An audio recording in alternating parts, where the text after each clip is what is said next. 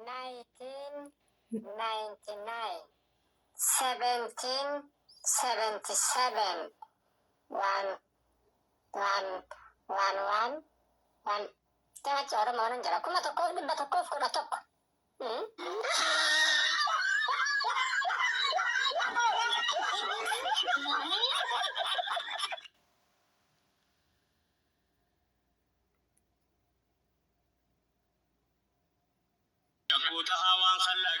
Yo harra wana mantan Islama narratti jibbu narratti argite.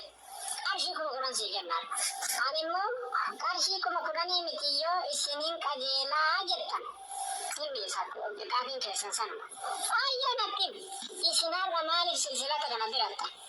Kun bareedumaa fi bareedumaaf dhiirri Islaamaa tokko mormatti waa haa diratu amantaan Islaamaa hin jenne.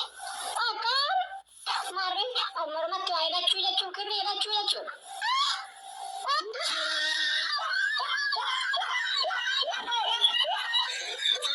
Hamilee na cabsi. Yeroo na kan godha. Hamilee isin hin cabsine. Wayita isin salaattan maashaallah. Wayita isin sadaqattan maashaallah. Wayita isin silsilata godhattan kan ammoo a'uuzu billah.